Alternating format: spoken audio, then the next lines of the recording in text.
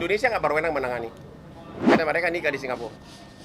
Ya, sekali lagi, biar pemirsa tahu, waktu mereka pisah-pisahan anak, waktu si suami membawa anaknya tinggal dengan suami, saya belum tahu apa-apa. Saya belum jadi pengacaranya. Saya tidak ikut-ikutan sama sekali. Saya hanya diminta jadi pengacara jauh sesudah itu belakangan ini karena katanya istrinya ini melaporkan istri suaminya KDRT di Polda. KDRT loh, bukan perzinahan.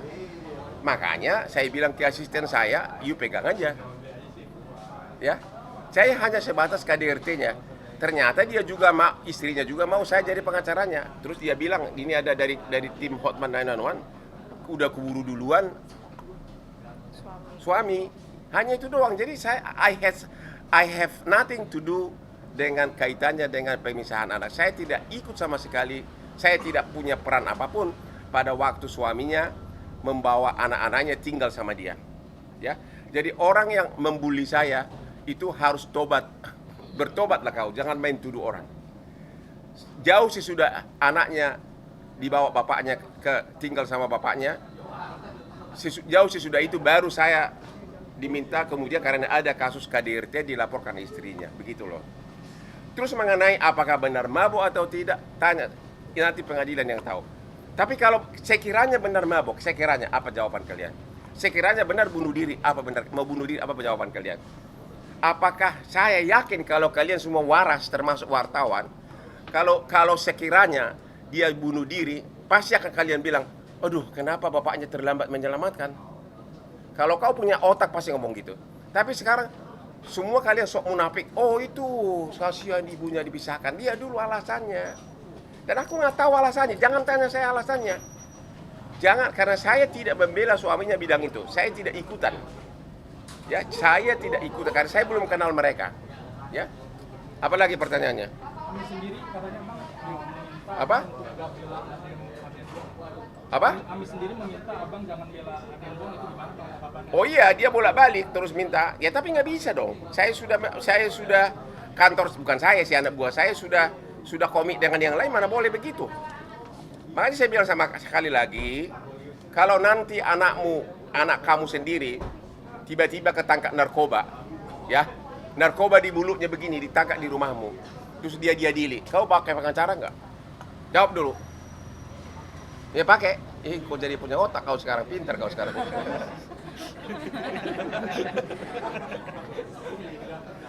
Ya itulah, jadi pengacara itu ya begitu. Sudah ribuan orang pengacara membela korupsi, sudah ribuan kasus narkoba, sudah ribuan kasus pemerkosaan juga memakai pengacara. Terus apa salahnya pengacara? Memang pengacara kami diciptakan untuk itu.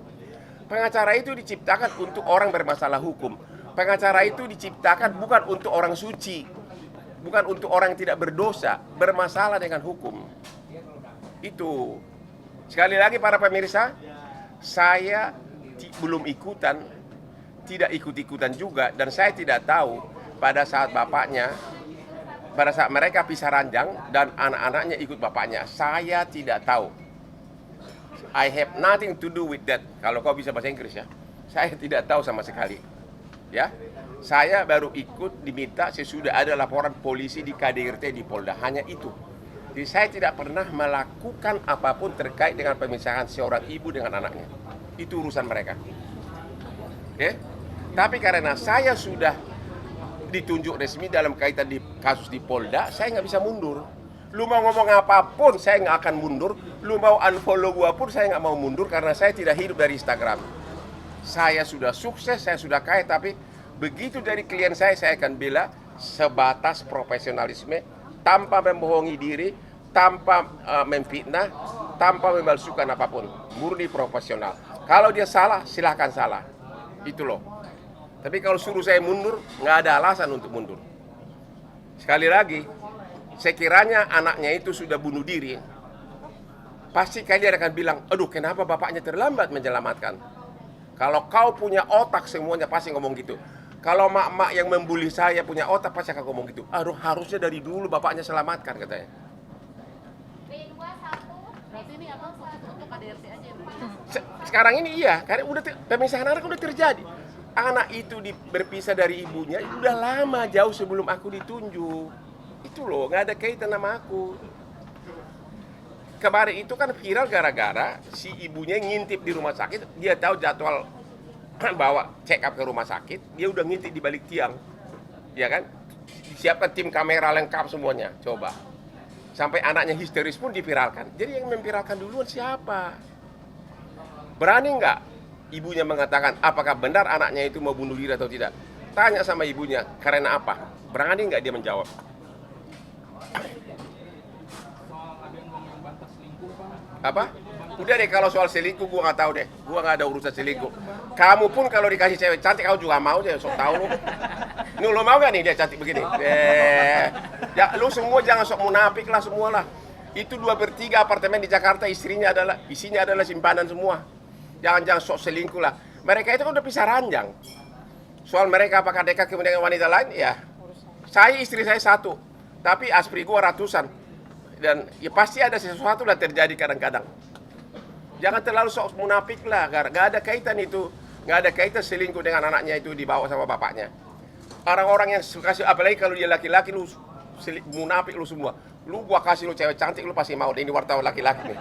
Lu pasti mau langsung. Mumpung gratis, katanya.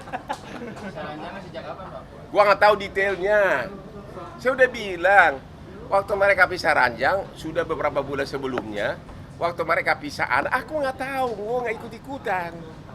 Dia belum jadi klien gua kenal juga enggak. Hanya dibilang, sesudah mereka pisah ranjang lama, sesudah anak di awal, itu kan meledak gara-gara video yang oleh ibunya diviralkan. Tiba-tiba seminggu lagi, dia menghubungi asisten saya. Ada suami dilapor ke KDRT orang Korea, mau nggak? Ya mau, saya bilang. Sampai hari ini gua satu langkah pun belum pernah ngapa-ngapain, nggak ada gua lakukan apapun. Emang laporan polisi aja belum diproses gara-gara suaminya di luar negeri, udah dipanggil. Jadi pemisahan itu gua nggak ikut-ikutan, nggak tahu apa-apa. Gitu loh. Sekarang kalian diam kan sudah gua jawab. Bang, ini ada bang soal ini, Ami sendiri minta tolong Pak Jokowi untuk selesaikan masalah ini. Allah, itu kan hanya bumbu-bumbu doang, kan ada proses hukum kan, ya. Gini aja deh, tanya sama itu cewek, bisa nggak dia mengatakan bahwa anaknya tidak benar hampir bunuh diri? Coba. Itu that's the key, itu kunci dari kasus ini. Benar nggak itu Ami, apakah dia mengakui atau membantah anak itu hampir bunuh diri? Dan karena apa? Coba dijawab jujur. Kalau seorang anak benar ya, mau bunuh diri, diselamatkan oleh bapaknya. Terus, bukankah itu seharusnya dilakukan oleh suami? Dia waktu di rumah sakit itu kan tiba-tiba di video, bapaknya nggak ada yang tahu bahwa datang ibu. Langsung putrinya, kok takutan banget. Itu nggak di brainwash. Ada yang mengatakan itu di brainwash, itu. Yang mengatakan itu di brainwash adalah manusia-manusia munafik semua tuh. Nggak tahu persoalan langsung menuduh. Tangis anak begitu nggak mungkin di brainwash karena dia nggak tahu bahwa ibunya bakal datang. Ya? Berapa kali bang? Beberapa kali, saya nggak tahu detailnya, tapi yang jelas dia itu potongnya itu di sayat-sayat begini, darahnya nggak cukup banyak sehingga sempat diselamatkan. Iya, yang cewek itu, dan itu nggak tanya ibunya, berani nggak mengatakan bahwa itu tidak benar. Makanya bapaknya marah, dia nggak dikasih tahu karena dia bilang don't tell your daddy.